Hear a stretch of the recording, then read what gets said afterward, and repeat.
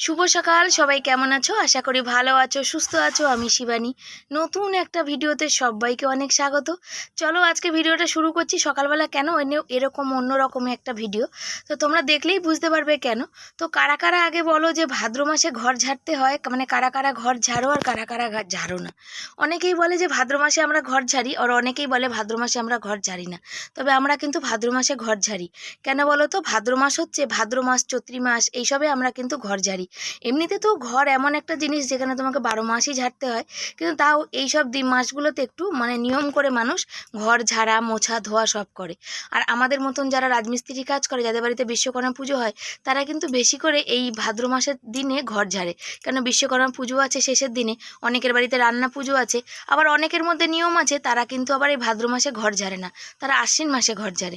আমরা জানি যে ভাদ্র মাসে নতুন কিছু করতে নেই, নতুন ঝাঁটা কিনতে নেই। দেখো আমারই ঝাঁটাটার কি অবস্থা, মনে ছিল না ভাদ্র মাস পড়বে, ঝাঁটাটা কিনে আনা হয়নি। ঘর ঝাড় দেওয়া ঝাঁটাটা খুব খারাপ অবস্থা। তবে আজকে ঘর ঝাড় দেওয়া ঝাঁটা দিয়ে এই যে সামনে বড় বড় ঝুলগুলো আগে ঝাড়ছি। কেন বলো তো? এইটা দিয়ে ঝাড়লে কি বলো, যেগুলো মানে উড়ন্ত ঝুল সেগুলো কিন্তু পড়ে যাবে। তো এই যতই হোক না কেন ভাঙা ঘর, অনেকেই আমাকে বলে যে কি দুদিন পর পর ঘর ঝাড়ো, তবে এতটা ঝুল হয় ঘরে যে তোমাদের বলে বোঝাতে পারবো না, মানে এতটাই তেল কাস্টা টাইপের হয়। এই দেখতে পাচ্ছ, ওই ঝাঁটাটা রেখে দিয়ে আবার এই শিক ঝাঁটা নিলাম। কেন বলো তো? প্রচুর তেল কাস্টা, এত তেল কাস্টা যে বলার কথা না। শুধু আমাদের ঘরে রান্না করলে আমার তো দরজার দিক দিয়ে তেল মশলা বেরিয়ে যায়। আর এখন গরমের দিন পাখা চলে, ও আমাদের পাশের ঘরে ওরা রান্নাটা করে ঠিক আমাদের একদম বেড়ার মুখে, ওরা ফাঁকার দিকে করে না, তারপরে দরজাটা লাগিয়ে রান্না করে, গ্যাসে হাওয়া লাগে বলে। সমস্ত তেল মশলা ঝাঁজ কিন্তু আমাদের ঘরে, সেই জন্য ওই দিকটা দেখো প্লাস্টিক লাগানো, তোমরা দেখতেই পাও প্লাস্টিক বস্তা সব লাগানো। আর ঘরটা তো অনেক পুরানো হয়েছে, সেই জন্য ঘরের সব বেড়া টেরাগুলো বড় বড় করে ফাঁকা হয়েছে, একটু কিছুতেই কিন্তু বসা যায় না। যখন আর এত গরমে যখন যদি পাখা না চালাই, তাহলে তো আমরা থাকতে পারবো না, তাই না? পুরো ঝাঁজে ঝাঁজ কিন্তু ভরে যায়, কিন্তু কি করব, কিছু করার নেই। নিজেরটা হলে তবু একরকম ছিল, এখানে তো কোনো কিছু অপশানই নেই। তার জন্য প্রচুর কিন্তু অনেকবার কিন্তু আমাকে কিন্তু ঝাড়তে হয়। মানে সপ্তাহে প্রত্যেক সপ্তাহ ঝাড়ি, তো ইদানিং এখন একটু কমেছে। কেন? আমার ঘাড়ে কন্ডোলাইসিস ধরার পরে ঘাড়ে ভীষণ যন্ত্রণা করে, উঁচু করে ঝাড়তে পারি না। পাখাটা তবে প্রায় দিন মুছি, তবে পাখাটা জানো এই দুদিনের মধ্যে মানে একদম মোটা করে ময়লা পড়ে। আর একটা জিনিস জানবে, পাখাতে যদি ময়লা পড়ে না, তাহলে কিন্তু পাখার হাওয়া কমে যায়, জানো তো? ওই টেবিল ফ্যানটা তো আমার বড় উপরে তুলে দিয়েছে, আমিই বলেছি, বর বলছে দুদিন ধরে নামিয়ে দেবো। সব থেকে বড় কথা, রাখার জায়গাটা খুব সমস্যা। ছেলে টেবিলের উপর বই খাতা নেয়, ব্যাগ নেয়, ওর তাড়াহুড়া থাকে, সেই সময় টেবিল ফ্যানের মাথায় বারবার ধাক্কা লেগে লেগে মাথাটা নড়বড় হয়ে যাচ্ছে। একটা জিনিস এত কষ্ট করে এত বছর পর কিনেছি, নষ্ট হয়ে গেলে খারাপই লাগবে। আর দেখতে পাচ্ছ তো কি ঝুলছে। এই গল্পটা নাহলে তোমাদের আর একদিন বলবো যে কেন ঝুলছে, কিসের জন্য ঝুলছে। ওই যে তোমরা কি কেউ দেখতে পাচ্ছ কি ঝুলছে, আর কিভাবে ঝুলিয়েছে আমার বর, সেটাও তোমাদের বলবো। আর কেনই বা ঝুলিয়েছি, এই কথাটা নাহলে পরে থাক। তো আজকের কথাগুলো আমি বলে নিই। আর কি বলো তো, ভাঙা হোক চূড়া হোক, যেমনই ঘর হোক না কেন, যদি পরিষ্কার থাকে না, দেখতেও কিন্তু ভাল লাগে। আজকে ঘরটা ঝাড়ার পর আমি তো ভয়েস দিচ্ছি, পর থেকে তোমাদের বলছি, এই টালি ফালি ঝুলগুলো যখন পড়ে গেছে না, এত সুন্দর পরিষ্কার ফর্সা ফর্সা লাগছে যে কি বলবো তোমাদের। তবে এই দেখতে পাচ্ছ এখানে ঝাড়ছি, এই যে আমি প্লাস্টিকগুলো তুলে তুলে ঝাড়তে হবে। প্লাস্টিকের ভিতরে বেড়ার ফাঁকে ফাঁকে যে ফাঁকাগুলো হয়েছে, তার মধ্যে বড় বড় ঝুল হয়েছে। শিকের ঝটা দিয়ে আমাকে ওর ভিতরটা মানে ঢুকিয়ে ঢুকিয়ে ঝেড়ে ঝেড়ে পরিষ্কার করতে হয়, জানো তো? কি করব বলো, কিছু করার নেই। কোমরে কাপড় গুঁজে আজকে লেগে পড়েছি সকালবেলা। ছেলে বাড়ি নেই, আমি বললাম চলো তাড়াতাড়ি করে ঝাড়ি। ছেলে থাকলে তো ছেলে মানে একটাই তো ঘর, বসার জায়গা নেই, কোথায় বসবার, যে ঝুল ঝাড়লে তো পুরো ভর্তি হবে। কালকে আমি চাদর ফাদর সব কেচেছি, মাথা ফাতা ঘষেছি, আজকে আবার দেখো ঘর ঝাড়তে নিয়েছি। তো আজকে আর একবার কাচবো। তবে আমি এর উপরে একটা পুরানো চাদর পেতে নিয়েছি, যাতে নিচের চাদরটা নষ্ট না হয়, জলে ধুলেই যেন পরিষ্কার হয়ে যায়। তো দুটোকেই মানে ধোবো। আর আজকে আমি শাড়ি কোমরে বেঁধে পরিষ্কার করতে শুরু করেছি। ভাদ্র মাসে ঘর ঝাড়া তো অনেকেই ঝাড়ে না, আবার আমরা ঝাড়ি। ভাদ্র মাসে একটু ঘরটা ঝেড়ে ঝুড়ে পরিষ্কার করে নেওয়া, সব কিছু ধোয়া মোছা করা, এগুলো আমাদের মধ্যে চলে, অনেকের মধ্যে চলে না, তোমাদের আগেই বললাম। তবে কি বলো তো, পুজোর সময় দেখবে না, তখন একটু ঘর ধোয়া, ঝাড়া মোছা, পরিষ্কার, নতুন বেড কাভার, নতুন বালিশের ঢাকনা, এগুলো পাতলে কিন্তু দেখতে কিন্তু বেশ কিন্তু ভালো লাগে। নতুন নতুন সব কিছু, নতুন জামা কাপড় যেমন আমাদের পরতে লাগে, তেমন নতুন নতুন করে কিন্তু বেড কাভার, বালিশের ঢাকনা, এগুলো পাতলে ঘরের মানে সৌন্দর্যটা আলাদা হয়ে যায়। যাদের ঘরে জানলা দরজা আছে, তারা হচ্ছে পর্দা নতুন লাগায়, সব কিছু নতুন নতুন করে লাগায়, তো বেশ কিন্তু বেশ সুন্দর লাগে, তাই না? কিন্তু আমাদের কতটা কি হয়ে ওঠে আমরা বলতে পারবো না। তো তোমাদের কতটা কি হয় তোমরা একটু জানিয়ে দিও তো। বেশ আমারও ভাল লাগে, জানো, কোন দিন আমার হবে সেই দিনের অপেক্ষা করে আছি, যে পুজোর সময় নতুন নতুন একটু চাদর পাল্টাবো, একটু পর্দা লাগাবো। জানি না কবে সম্ভব হবে। এগুলো কি বলো, মনের আশা, ইচ্ছা। অনেকের বাড়িতে দেখি যখন সব কেনাকাটি করে, তখন কিন্তু সব এগুলো পুজোয় শুধু জামা কাপড় কেনে না, এগুলোও কেনে। তবে যাকগে একদিন না একদিন হবে, একদিন না একদিন সফলতা অর্জন করব। তবে একটা কথা বলি জানো তো, একটা মানে একজনের ভিডিও আমি যখন ব্লগিং করি তখন আমি তো ভিডিও তো অনেকের দেখি, তো মোটামুটি যতটা পারি দেখি। তো একজনের ব্লগিংয়ে দেখলাম, সে বলছে সে যখন ব্যবসা করছে তার বলছে ৬,০০০ টাকা সে একটা সিংহাসন কিনেছে। তো বলছে এইটা না আমাদের ব্যবসা থেকে তুলতে অনেকটা সময় লাগে, কিন্তু আমরা ব্লগিং করলে আমাদের ২ দিনের মধ্যে উঠে যায়। তাদের মোটামুটি চ্যানেলে ভিউজ ৩০-৩৪ এরকম কিছু থাকে সামথিং। তো আমি একটা কথা ভেবে পাই না যে তাদের হচ্ছে যে ২ দিনে ৬,০০০ টাকা উঠে যায়, তাহলে ভাবো একদিনে ৩,০০০ টাকা হলে মান্থলি তাহলে তাদের ৯০,০০০ টাকা ইনকাম।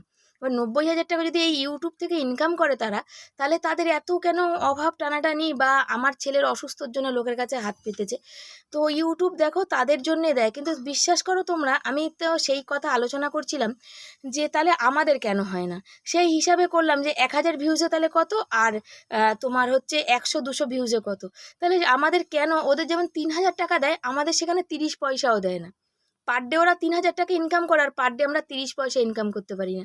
যে এরকম ডিফারেন্স কেন, আর এরকমই বা একচোখামি বিচারটা কেন হয়, আমি সেটা বুঝি না, জানো তো। তোমাদের কারোর জানা থাকলে আমাকে একটু জানিও তো। আর এত গরম এত গরম, আমার শাড়ি কাপড় সব ভিজে গেছে, মানে আমি ঘামে চপচপিয়ে। এই ছেলের খাতা বইগুলো না গোছাবো গোছাবো করে গোছানো হয় না। তবে ভাবছি এবছর পুজোর সময় একটা এই টেবিলের উপর টেবিল ক্লথটা কিনবো, জানো তো। তো একটা কথাই কাল থেকে মাথার মধ্যে ঘুরছে ওই জিনিসটা দেখার পর, যে ওরা যদি এই ভিউজের উপর এত ইনকাম করে, সামথিং ৩০,০০০ ভিউজ হয়, তার বেশি হয় হয়তো, এবার মানে তার বেশিও থাকে। এবার ৩০,০০০ যদি হয়, যদি ৩,০০০ ইনকাম, তাহলে ১০,০০০-এ ১,০০০ টাকা ইনকাম। তাহলে তোমার ওখানে তোমার ১,০০০ ভিউতে তাহলে ১০০ টাকা ইনকাম। তাহলে আমাদের তো ১০০-র উপরে ভিউ হয়, তাহলে কেন আমাদের ১০ টাকাও ইনকাম হয় না? এই ক্যালকুলেশনটা আমি কিছুতেই মেলাতে পারছি না, জানো। ওরা যেহেতু বললো, ওদেরটা দেখলাম, তো দেখে মনটা একটু খারাপই করলো। তো চলো, মোটামুটি যে ঘরটা ঝেড়েছি, তবে সবটা আজকে ঝাড়িনি, আর পাচ্ছি না, আমার খুব কষ্ট হচ্ছে। প্রেশারের ওষুধ খাওয়া হয়নি, প্রেশারের ওষুধ খাবো। যতক্ষণ না চান ফান করবো না, ঘর ফর মুছবো না, ততক্ষণ তো খেতে পারবো না। কতটা নোংরা ঝুল বেরিয়েছে, এখনও চোখের তলা বাকি, কোটো ফোটো ধোয়া মজা বাকি, সব পরিষ্কার এখনও করে উঠতে পারিনি। বাইরেটা করলাম আর ঘরটা করলাম মোটামুটি যতটা হলো। তবে পুজোর সময় আমাদের আশ্বিন মাসে না, তখন ঘর ঝাড়ে না। তবে এবছর আমাকে কিন্তু ঝাড়তে হবে, কেন প্রচুর, এখন ঝাড়লাম, এখনও মোটামুটি পুজো ১ মাস বাকি। ১ মাসের মধ্যে আর একবার আমাকে ঘর ঝাড়তেই হবে। কোটো ফোটোগুলো দেখি, যেদিন বর হয়তো কাজ থেকে বাড়ি আসবে না দুপুরবেলা, সেই দিন হয়তো রান্না কম থাকবে, সেদিন দুপুরবেলা কোটো ফোটোগুলো সব মুছে টুছে নেবো। আর এই দেখতে পাচ্ছ ঝুল পড়েছে, আর এই বাইরে যে আমাদের বস্তা ছিল বেড়ায়, ঘরে জল ঢুকবে না বলে, সে বস্তাগুলো সব নষ্ট হয়ে গেছিলো, জানো। সেগুলো সব ছিঁড়ে দিলাম। এখন বর যে রাজমিস্ত্রি কাজ করে, আগে না বস্তা আনতে পারতো, তো মানুষ এখন এতটাই চালাক হয়ে গেছে, আগে বস্তা চাইলে না মানুষ দিত, আর এখন বস্তা চাইলে বলে না গো, বিক্রি করব, ৩ টাকা ৪ টাকা করে যাই পাই না কেন, আমাদের তো পয়সা দিয়ে কিনতে হয়েছে, ওই জন্যে। তো মানুষ এতটাই নিষ্ঠুর হয়েছে, গরিব বড়লোক কিছু দেখে না, জানো তো। আর আমার বর কি বলো তো, না বলে কোনো জিনিস নিয়ে আসতে পারবে না, ওর এই একটা স্বভাব, কেউ কোনোদিন কাউকে না বলে কোনো জিনিস আনতে পারেনি। বন্ধুরা, সামনাসামনি এসে কথা বলিনি, কথা বলা হয়নি, ভিডিও করা হয়নি, আজকে কাছাকাছি সব করে অনেকটাই টাইম, অনেক ব্যস্ত ছিলাম। আর এইগুলো সব কাঁচা ধোয়া করেছি, চাদর ফাদরগুলো, আবার চান করেছি সাবান শ্যাম্পু দিয়ে ভালো করে। আর এই দেখতে পাচ্ছ মানে ড্রেস চেঞ্জ হয়েছে, সকাল থেকে 3বার হলো, একবার নাইটি চেঞ্জ হলো, একবার শাড়ি চেঞ্জ হলো, একবার চুড়িদার হলো, আবার এখন এটা খুলে এখন নাইটি হবে, কেন শাড়িটা শুকায়নি, নাইটিটা শুকিয়ে গেছে সকালে। আর ছেলে ঠাকুর পুজো দিল, আর ওই যে বসে এখন পড়া করছে। আমি এখন রান্না বসানোর দিকে যাইনি, রান্না বসাবো, ভিডিও করছিলাম। তো একা এই দুটো হাতে মানে মা দুর্গার মতো আমাকে চালিয়ে যেতে হয়। আর যেহেতু আজকে ঘর ঝেড়েছি, সেহেতু ঘাড় ভীষণ যন্ত্রণা করছে। আমার তো এভাবে ঘাড় তোলা বারণ, তাও কি করব, ঘাড় তুলতেই হবে, যেহেতু সংসারের কাজ কে করে দেবে বলো, যতই যা হোক। আমার ঘাড়ের ভীষণ যন্ত্রণা করছে। ছেলেকে বললাম যে ঘাড়টা একটু টিপে দে, ছেলে বলছে তোমার কোথায় না ব্যথা করে না বলো তো। সত্যি বলতে ঘাড় এরকম তোলাটাই বারণ, কিন্তু প্রচণ্ড ঝুল হয়ে গেছিলো, যার জন্য আমাকে ঝাড়তে হলো। আর ঘাড় দিয়ে আমি একদমই উঁচু করতে পারি না, ওই জন্য একটু ভিডিও করলাম, তারপর একটু শুয়েছিলাম, এখন 1টা বাজে, এখন রান্নার দিকে যাব। তো চলো, তোমরা সাথে থাকো। অনেক মানুষকে দেখি না বলে অনেক কিছু কিন্তু নিয়ে আসতে পারে, কিন্তু আমার বর বলে না, কোনোদিন যদি কেউ জানতে পারে, ওই যে মান সম্মান চলে, সব থেকে বড় কথা আমার বর মান সম্মানের চিন্তা ভীষণ করে। তবে হ্যাঁ, আমি সত্যি ধন্য, সেই শিক্ষায় শিক্ষিত করেছি আমার ছেলেকে, যে না বলে কারোর জিনিসে হাত দেবে না, তোমার যত খিদে পাক, যত যা কিছু হোক। সেই জন্য আমার ছেলে আমাদের ঘরেও কিন্তু না বলে কখনো 1টা টাকা হাত দেয় না, 1টা টাকার কয়েনও ছুঁয়ে দেখে না, জানো তো। তো জানি না কতদূর কি শিক্ষা দিতে পারবো, কালকের ভিডিওতেই বলেছি, তবে চেষ্টা করি সম্পূর্ণ পুরো শিক্ষা দেওয়ার। তবে আজ হয়তো আমার কথা শুনছে, বড় হলে চাকরি বাকরি করলে কাজকর্ম করলে তখন কি হবে জানি না। তবে একটা কথা আছে যে শিক্ষা কিন্তু বাবা মার থেকে আগে পায়। মানে বাইরে গুরু শিক্ষা মানে শিক্ষক টিচার শিক্ষা সব কিছু কিন্তু মানুষ পরে পায়, বাবা মার শিক্ষাটা সব থেকে আগে। তবে ছোট থেকে যেই শিক্ষা পাওয়া যায় অতটা লোকে বদলায় না, তবে সামথিং কিছু বদলালেও মানুষ বদলায়। যেগুলো একটু ছোট থেকে না সামনে ভালো থাকে আর পিছনে বদমাশি থাকে সেইগুলোই বদলায়। নাহলে ভালো ছেলেরা এখনও আছে, এখনও অনেক ভালো ছেলে আছে। পৃথিবীতে কি সব ছেলে খারাপ না সব মেয়ে খারাপ বলো তো? সবসময় সবাই বলে, যেমন আমার ছেলে বলে অনেকেই কথা শোনায় যে মানে তোমার ছেলে ছেলে ভাত দেবে না, ছেলে অমুক হবে, ছেলে তমুক হবে। তো আমি একটা কথা তাদের জন্য বলি, আমার ছেলে ভাত দিক না দিক আজকাল কোনো বাচ্চাই দেয় না, সেটা পরের কথা, সেটা আমার ভাগ্য বলবে, ভগবান বিচার করবে। কিন্তু একটা কথা তোমরা বলো তো, যে মানে কি মেয়েরাও কি সব মেয়েরা খুব ভালো? আমি তো মেয়ে, তোমরা বলো সব মেয়েরা খুব ভালো খুব সাধু? তা কিন্তু নয়। যেমন ছেলেদের দোষ থাকে তেমন মেয়েদেরও থাকে দোষ। হাতের যেমন 5টা আঙ্গুল সমান হয় না, তেমন সবাই সমান হয় না। ছেলে বলো মেয়ে বলো সবই শিক্ষা যদি ছোট থেকে ভালো না দাও। বিশ্বাস এমন একটা জিনিস মানুষের চলে গেলে আর হয় না, ঠিক কথা, কিন্তু মানুষকে শেখাতে হবে, মানুষকে বিশ্বাস শেখাতে হবে। বিশ্বাস যদি মানুষ করতে না পারে পৃথিবীটা চলবে কি করে? সবাইকে যদি অবিশ্বাস করে সব ছেলে কি খারাপ হয়? তাহলে কত মেয়ে বিয়ে করার পর কত সুখী। একটা যখন শাশুড়ি সে বলে আমার ছেলে আমাকে ভাত দেয় না, তবে আমার জামাই ভীষণ ভালো, জামাই আমাকে খেতে দেয়। কিন্তু একটা কথা, উভয় পক্ষকেই সম্পর্কটা এমন করে রাখতে হবে, একদিক দিয়ে বিচার হয় না। আমি তোমার জন্য করে যাব একটু সামান্য, আমি তোমার জন্য গলা জলে নামবো, তুমি আমার জন্য হাঁটু জলেও নামবে না, তাহলে সেখানে তো সম্পর্কটা খারাপ হবেই, তাই না বলো? আমি কি কিছু ভুল বললাম কথাটা? তোমরা বলো। তবে পেঁপে আলুর তরকারি বসিয়েছি, এটা আমার ভীষণ প্রিয়। তোমাদের কার কার পেঁপে আলুর তরকারি ভালো লাগে একটুখানি জানিও তো। অনেক কিছু তোমাদের সাথে শেয়ার করি, অনেক মনের কথা শেয়ার করি, জানো তো। জানি না কতটা মানুষের মন জিততে পারি, কতটা মানুষের মনে আমার কথাগুলো লাগে, কতজন মানুষ আমার কথার সঙ্গে সহমত। তবে কালকের ভিডিওটা অনেকেই বলেছে হ্যাঁ তোমার কথাটা একদম সত্যি, খুব ভালো লাগলো কথাগুলো। এগুলো ভীষণ পাওনা, জানো তো। যদি 10টা মানুষের মধ্যে একজনের যদি পছন্দ না হয় তাতে আমার কিছু করার নেই, কিন্তু 10টা মানুষের তো পছন্দ হলো। এই মানুষের পছন্দটা নিয়েই কিন্তু একদিন আগিয়ে যাব। আর পেঁপে আলুর তরকারিটা আর একটুখানি ঝোলটা মরলে একটু মাখা মাখা হলেই কিন্তু নামিয়ে নেবো। তবে আলুটা কি বলো তো, তোমার ঝোলটা কিন্তু টেনে নেবে, ঝোলটা এতটা থাকবে না। একটু ধনেপাতা আনতে পাঠিয়েছিলাম ছেলেকে, কিন্তু দুঃখের বিষয় ধনেপাতাটা নেই দোকানে, জানো তো, ধনেপাতা শেষ হয়ে গেছে।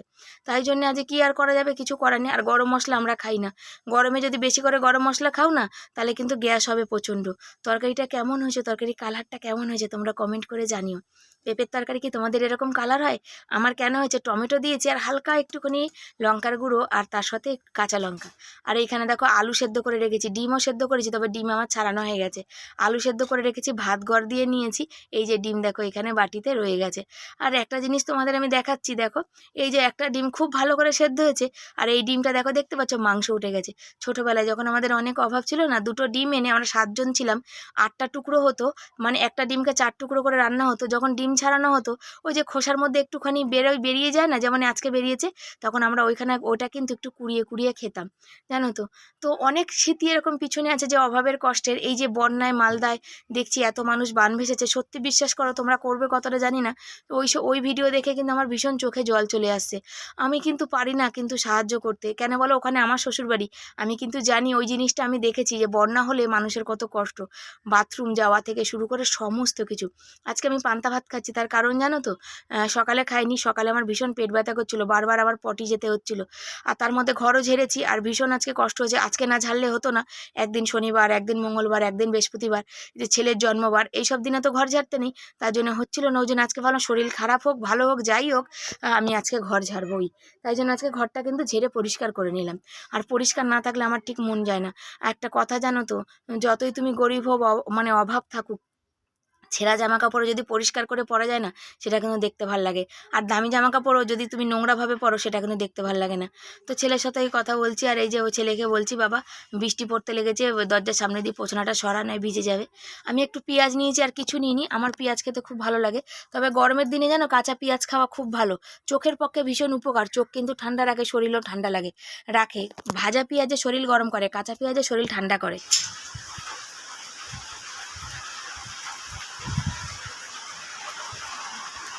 হিরো দেখো চুলে স্টাইল মারছে হিরো, বৃষ্টিতে ভিজে হিরোগিরি দেখাচ্ছে, তারপর 2 দিন পর আগে জ্বর হয়েছে ভুলে গেছে। দাঁড়িয়ে পড়লেই হতো, চলে এসছে এখানে। হ্যাঁ তো বললাম তো, আমার জ্বর হোক না, বুঝতে পারবে তখন, মজা দেখবে কেমন লাগে। আচ্ছা আচ্ছা বেরিয়ে যাবে চৌবাচ্চা। হ্যাঁ এ দেখো বানিয়ে নিয়েছি হচ্ছে ওই যে পেঁপের তরকারি, ছেলেকে ভাত দিয়েছি, ছেলের খাওয়া হয়ে গেছে। নিম পাতা আলু মেখেছি আর ডিমের তরকারি, আজকে হচ্ছে এই রান্না। তবে ভালো হবে খাবারটা, আমরা নিম পাতা আলু ভীষণ ভালোবাসি। শুভ সন্ধ্যা সবাইকে। দেখো আমাকে কেমন পাগলি লাগছে, একদম শিবানী পাগলি, যাকে বলে পাগল পাগল ভাই ভাই, সব পাগলের পাগলি চাই, সেরম অবস্থা। সকালে টিপ পরেছিলাম, খুলে চলে গেছিলো, দেখো টিপ কোথায় নেই, গায়েব হয়ে গেছে টিপ। আর চুলগুলো দেখো, শুয়ে উঠেছি, তাই শুয়ে উঠেছি অনেকক্ষণ, অনেক কাজ করলাম। বরমশাই চা করছে, দেখা যাচ্ছে? হ্যাঁ দেখা যাচ্ছে, একটু একটু একটু একটু হাই বলে দাও তো। হ্যাঁ এবার বোঝা যাচ্ছে, বরমশাইকে দেখা যাচ্ছে। আমি গেছিলাম হচ্ছে বাসন মাজতে, বুঝেছো? ছেলের হচ্ছে সব কটা স্যারের মাইনা দেওয়া টাওয়া হলো, এখনো বাকি আছে দুটো। মানে আজকে একজনের সকালে মাইনা দেওয়ার ছিল, ভুলে গেছি। মানে আমি ভুলে যাইনি, ছেলে ভুলে গেছে আর কি। আর টিচার ডে পালন করা হয়েছে তখন ভুলে গেছে। আর এখন এই বাসন ধুয়ে আসলাম, কালকে নিরামিষ। আমার বর বলছে কি গো চা খাবে? চা করবো, বলছি তোমার যদি দয়া হয় করো। তো বলছে কেন? তারপর দেখলাম যে না আর করছে না, মানে এই প্রসাদ দিয়েছে মা, আমার মা আজকে বেলুড় মঠে গেছিল, এই যে প্রসাদ দিয়ে পাঠিয়েছে। তা 4টে বাতাসা দিয়েছিল, একটা আমার বোনের জন্যে আর দুটো বোনের জন্য, দুটো আমাদের, বুঝেছো?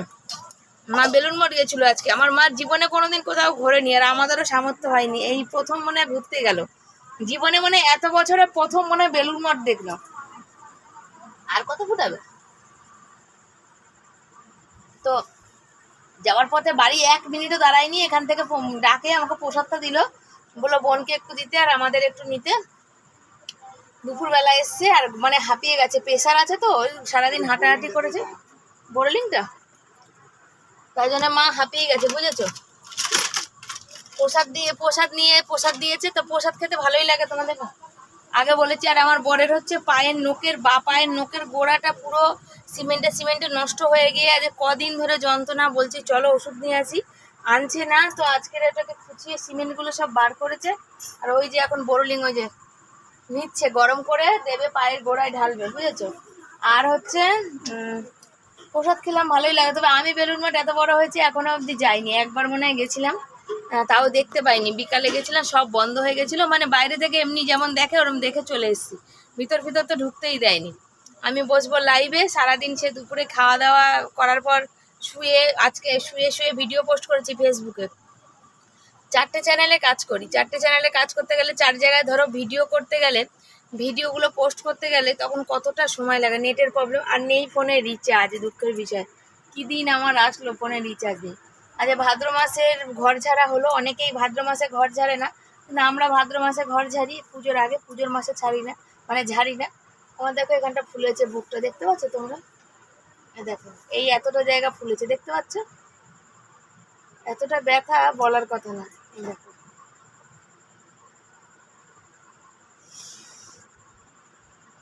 গরম আমার, বলো তো তোমরা কতটা জায়গা ব্যথা? এই দেখো এতটা জায়গা ফোলা ব্যথা আমার। বাবা বলবো পরে, এরও একটা গল্প আছে, পরে বলবো। তো চলো চা খেয়ে লাইভে বসি, তারপরে আবার রাতে আসি, ঠিক আছে? না জল পড়ছে তাই ঢালবে না, ওই কেন ওই তলার যে বাটিটা যেটা জল পড়ছে ওটা তোমার ফুটো হয়ে যাবে, তাই না? সবসময় পড়লে তো হচ্ছে ফেসবুকে লাইভ করে উঠলাম, তো অনেক মানুষ ছিল, তাও লাইভটা বন্ধ করলাম। একটা দাদাভাই এসে সে রাগ হয়ে গেল, বললো যে আমি এসছি লাইভটা করে, মানে আমি এসছি আর তুমি চলে যাবে। তাই আমি বললাম চলে যাব মানে, আমার 1.5 ঘন্টা সময় দেয় না, 1.5 ঘন্টার 5 মিনিট আগে বন্ধ করতে হয়, নাহলে আমার পুরো ওয়াচ টাইমটা চলে যায়, অটোমেটিক এটা তখন কেটে যায়। তো সেই জন্য হচ্ছে ব্যাপার। আর এই হচ্ছে বর হচ্ছে জল খাচ্ছে, আমাদের ব্যারেলটা হচ্ছে ফেটে গেছে। আর ছেলে এখন পড়ে আসতে যাচ্ছে, 9:30 বাজে, ছেলের পড়া শেষ হয়ে গেছে। আজকে টিচার ডে পালন করেছে, জানি না কি পালন করেছে, কত দূর কী হয়েছে, আসলে শোনা যাবে। ফোন করলাম, বললো আমি রাস্তায় আছি। তো আবার ইউটিউবে একটুখানি লাইভ করব, তো তোমরা সাথে থাকো আর দেখতে থাকো। আর আমার বর মশাই জল খেয়ে নিয়েছে, এবার আমি হচ্ছে কাজ করি। আজকে রাতে পরোটা করব, বরকে বলে একটু ময়দা মেখে দাও, বর বললো মাখছি। তা তো চলো সাথে থাকো। আমি আবার কি করলাম বলো তো, এই বাটিতে আবার করে 2টো ভাত খেয়ে নিলাম পেঁপের তরকারি দিয়ে। আমার বর পাত থেকে 2টো শুকনো ভাত তুলে রেখেছিলো, কিন্তু আমার বরের হাত পচা, ও ভাত তুলে রাখলে সে ভাত কেমন একটু জল জল হয়ে যায়, তাও খেয়ে নিলাম। ওর হাতে রাজমিস্ত্রি কাজ করে, সিমেন্টের হাত তো, ওই জন্য ওরকম। না সবার আবার হয় না, এটা ভুল বলা, কিন্তু ওর হাতটাই ওরকম। ওটা ওখানে কোথাও একটা ছিল, ঘর যখন ঝেড়েছিলাম না, ওই তারটা তখন খুলে ওখান থেকে পড়ে গেছে, ওই জন্য তোমার দাদাভাইকে বললাম যে এটা ঠিক করে দাও। তবে আর কি, চলো এই তো কাজ কাজ আর কাজ। এখন ফেসবুকে এই লাইভ করলাম, ইউটিউবে করব, সারা সন্ধ্যে থেকে এই শুধু ব্যস্ত। সন্ধ্যেবেলা চাটা এই কারণে খাই, গলাটা না বড্ড খসর খসর হয়ে যায়, ওই জন্য। হয়েছে? ঠিক হয়েছে? ওটা ওই দেখো কারেন্ট মারলো, ওই দেখো কারেন্ট মারলো, দেখো ওটা ওখানে তার মনে নেই, পেঁচানো নেই মনে হয়, ওই জন্য মারলো কারেন্ট। ঠিক আছে, সেলুটেপ মেরে দিলে হবে না? লাইটটা বন্ধ করে তো আমরা দেখতে হবে, শোনা লাইটের তার। দেখো বরকে দেখো কারেন্ট মারলো, দেখো হাতে। ভাগ্যিস বড় কোনো দুর্ঘটনা ঘটলো না। বলো, চলো আমি দেখি কি অবস্থা।